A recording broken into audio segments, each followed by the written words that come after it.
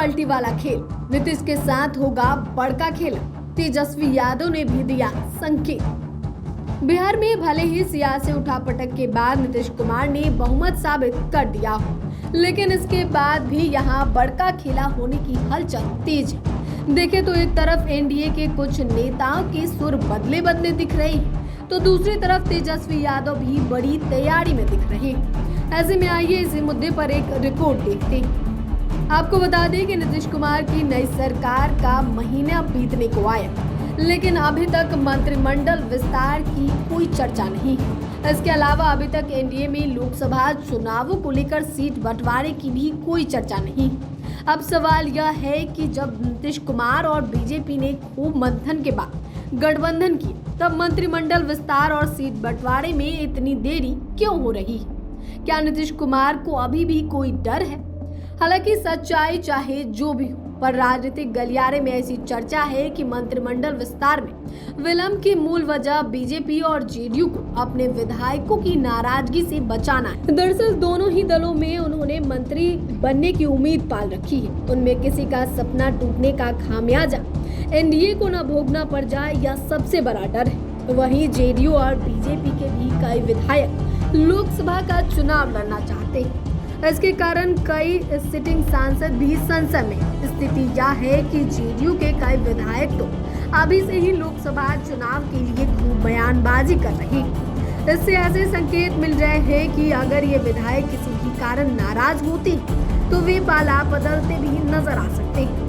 ऐसे में नीतीश कुमार की टेंशन बढ़ सकती है। यहाँ गौर करने वाली बात यह भी है कि जीतन राम मांझी ने फिर से नीतीश कुमार को एहसान याद दिलाना शुरू कर दिया।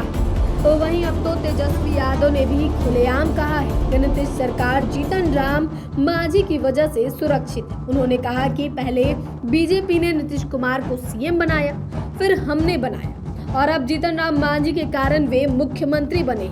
जाहिर सी बात है कि ऐसा कहकर तेजस्वी यादव ने फिर से मांझी की तारीफ कर दी, जिसकी वजह से अटकलों का दौर फिर से शुरू हो गया।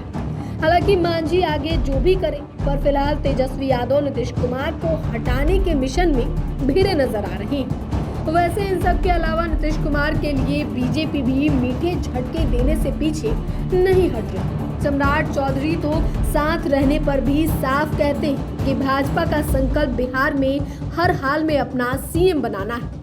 वहीं उन्होंने अपने सिर पर जिस संकल्प के साथ पगड़ी बांध रखी, वह अब भी नहीं उतारी, यानी कि बीजेपी भी कहीं ना कहीं बड़ी रणनीति पर काम करती दिख रही है, जिससे आने वाले समय में नीतीश कुमार की मुश्किलें बढ़ सकती है। हालांकि एक सच्चाई यह भी है कि बीजेपी लोकसभा चुनावों को लेकर मिशन 40 पर काम कर रही है। कहीं न कहीं नीतीश कुमार के साथ गठबंधन करने के पीछे एक वजह यह भी थी, क्योंकि पिछली बार नीतीश कुमार के साथ रहने से भाजपा ने 39 सीटों पर कामयाबी हासिल कर ली थी, इसलिए पार्टी इसी को दोहराने की कोशिश में है। वैसे इस बार जेडीयू आंतरिक झमेले से उबर नहीं पा रही।